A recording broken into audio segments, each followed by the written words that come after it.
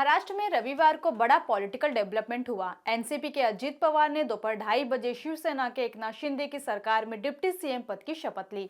इस दौरान राजभवन में शिंदे और डिप्टी सीएम देवेंद्र फडणवीस भी मौजूद थे।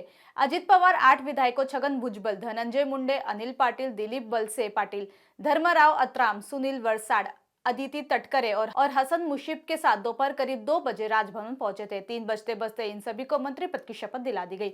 दरअसल अजीत समेत बाकी विधायक शरद पवार के पटना में विपक्षी एकता बैठक में मन साझा करने और राहुल गांधी के साथ सहयोग करने के एक तरफा फैसले से काफी नाराज थे।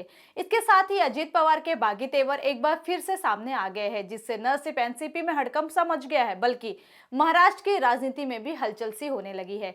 हालांकि ये कोई पहला मौका नहीं है जब अजित पवार ने अपनी ही पार्टी को झटका दिया हो। इससे पहले भी अजित पवार अपने चाचा शरद पवार और एनसीपी को झटका दे चुके हैं। आज की हमारी यह वीडियो महाराष्ट्र की इसी राजनीतिक उलटफेर को लेकर है, लेकिन उससे पहले अगर आप इस चैनल पर नए हैं तो जल्दी से जल्दी हमारे चैनल को सब्सक्राइब करने के साथ ही साथ बेल आइकन को भी क्लिक कर लें, ताकि आपको समय समय पर इसी तरह के इंटरेस्टिंग वीडियो मिलते रहे। नमस्कार, मैं पायल शुक्ला, आप सभी का स्वागत है न्यूज टंका हिंदी में। महाराष्ट्र में साल 2004 के विधानसभा चुनाव में एनसीपी राज्य की सबसे बड़ी पार्टी बनी थी। हालांकि तब पार्टी ने मुख्यमंत्री बनने का हाथ से आया हुआ बेहतरीन मौका गंवा दिया था। तब अजित पवार ने कहा था कि 2004 में मुख्यमंत्री का पद छोड़ना सबसे बड़ी गलती थी। अजित पवार ने कहा था कि किसी को मुख्यमंत्री बना देते तो काम चल जाता। बता दें कि उस चुनाव में एनसीपी को 71 और कांग्रेस को 59 सीटें मिली थी, इसलिए मुख्यमंत्री का पद एनसीपी को मिलना चाहिए था। हालांकि शरद पवार ने कांग्रेस के साथ बातचीत की और कांग्रेस को महाराष्ट्र के मुख्यमंत्री का पद दे दिया गया। उसके बाद में 2 कैबिनेट पद और 1 राज्य मंत्री का अतिरिक्त पद भी दिया। यहीं से शरद पवार और अजित पवार के बीच अनबन शुरू हुई थी।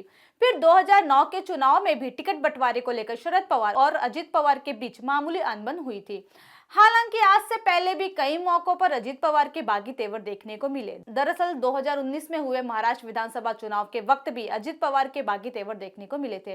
इस विधानसभा चुनाव में बीजेपी और शिवसेना को पूर्ण बहुमत मिला था, लेकिन बीजेपी सबसे बड़ी पार्टी बनने के बावजूद भी बहुमत से काफी दूर थी।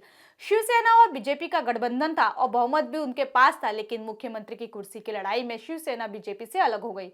उसके बाद उद्धव ठाकरे ने कांग्रेस एनसीपी से हाथ मिला लिया। ठीक उसी वक्त एक अलग रणनीति बनी और अजित पवार बीजेपी के साथ चले गए।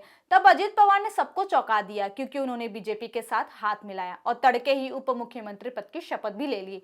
इस बात की भनक किसी को भी नहीं लगी। जब वो उप मुख्यमंत्री पद की शपथ लेने के बाद बाहर आए, तब ये पूरी कहानी सबके सामने आई। अजित पवार के साथ गठबंधन के साथ बनी इस सरकार में देवेंद्र फडणवीस मुख्यमंत्री बनाए गए थे। तब अजित पवार ने एनसीपी के कुछ विधायकों का समर्थन का दावा किया और बीजेपी के साथ सरकार बना ली थी, लेकिन गठबंधन की ये सरकार 78 घंटे से ज्यादा भी टिक नहीं पाई।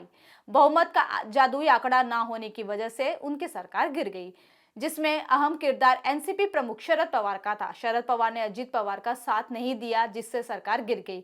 उसके बाद एनसीपी और कांग्रेस और उद्धव ठाकरे ने महाविकास आघाड़ी गठबंधन बनाया और सरकार बना ली। ऐसा माना जाता है कि तभी से अजित पवार के प्रति शरद पवार का मन खट्टा हो गया। ऐसे कई मौकों पर देखा गया है कि अजित पवार शरद पवार से नाराज चल रहे हैं।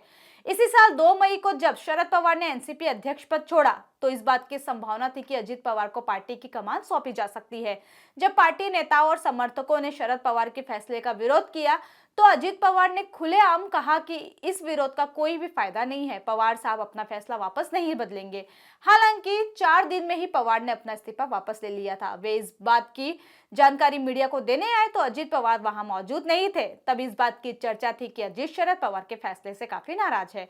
वहीं पिछले महीने की 10 तारीख को एनसीपी अध्यक्ष शरद पवार ने पार्टी में उलटफेर किया। शरद पवार ने सुप्रिया सुले और प्रफुल्ल पटेल को एनसीपी की कमान सौंप दी, लेकिन अजित पवार को राष्ट्रीय स्तर पर कोई भी जिम्मेदारी नहीं दी गई। इसके बाद से ही अजित पवार एक बार फिर से बागी तेवर में आ गए। तभी से माना जा रहा था कि अजित पवार बीजेपी के साथ जा सकते हैं।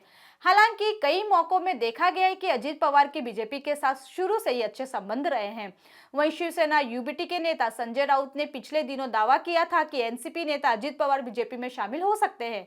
इसी के बाद से उनके बीजेपी में आने की अटकलें भी तेज हो गई थी। दरअसल अजित पवार की केंद्रीय गृह मंत्री अमित शाह के साथ मुलाकात की खबरें सामने आई थी, जिसके बाद राउत ने यह दावा किया था। बता दें कि अप्रैल 2023 में अजित पवार ने साफ शब्दों में मुख्यमंत्री बनने की चाहत भी दिखाई थी।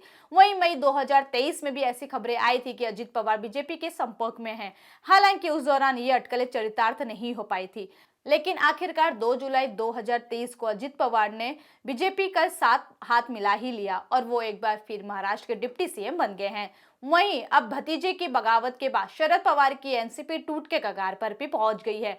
देखना होगा कि शरद पवार आगे किस तरह का कदम उठाते हैं। भाजपा शिवसेना को समर्थन देने और सरकार में शामिल होने का अजित पवार का फैसला 2024 से पहले विपक्षी एकता के लिए एक बड़ा झटका माना जा रहा है। एनसीपी के अजित पवार अब महाराष्ट्र के डिप्टी सीएम, इसे लेकर आपकी अपनी राय क्या है, हमें कमेंट सेक्शन में जरूर बताएं। साथ ही हमारे चैनल को ज्यादा से ज्यादा लाइक, शेयर और सब्सक्राइब करें। जल्दी इसी तरह के इंटरेस्टिंग वीडियो के साथ में पुनः उपस्थित होंगी।